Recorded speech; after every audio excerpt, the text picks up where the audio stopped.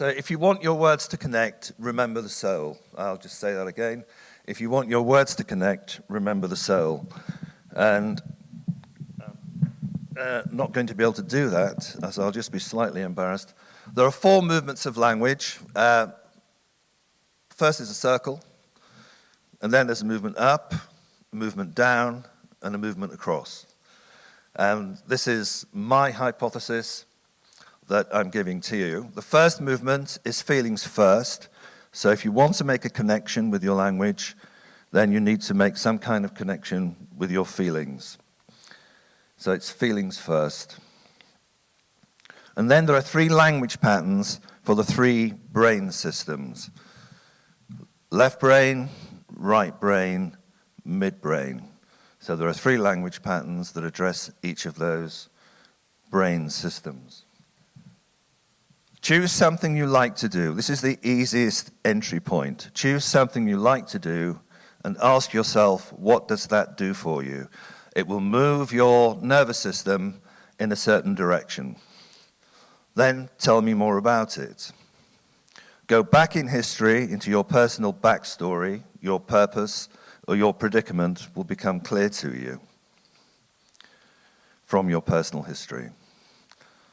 Then translate your personal history, your predicament, into a metaphor or a story for going forward. So translate it into a metaphor. It's not very complicated actually, is it? But it's taken me about 20 years to work it out. And then be specific about what you want, the evidence that you want to represent the story that's based on your backstory.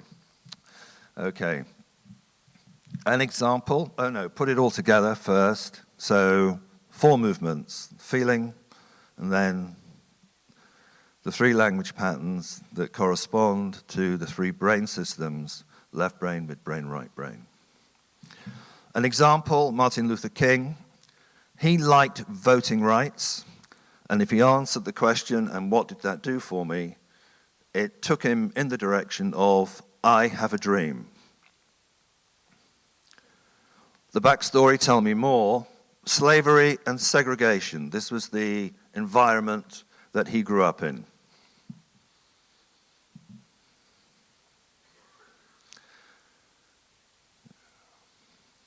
And the story he chose to use to convey his idea about all men are created equal was the United States Declaration of Independence, which was embedded with that phrase. And he simply asked them specifically, if that's the case, can we end racial segregation on buses? And he was involved in the civil rights movement, for a long time, including the bus boycotts. So if you put it all together, you have the story of Martin Luther King and the United States Declaration of Independence. Now, just thinking about you, choose something that you like doing while you're sitting there, and just ask yourself, what does that do for you? Dancing, music, films, anything you like.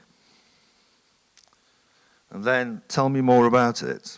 Tell me more about your backstory. John Lennon, when he was young, this is on the Beatles, John Lennon, the musician. What was his backstory? Absent mother. What's the story as he was older? All you need is love. And this is the picture of Yoko and John in the peace protest. And just waiting, specifically, love for everyone. So, yeah, he was for the people. I'm putting all of that together any second, all together now. All you need is love. Ra-da-da-da-da. All you need is love. Ra-da-da-da-da. All you need is love. Love. Love is all you need. So if you want your words to connect, remember the soul. Remember the soul. Remember the soul. I'll just now wait while it ends.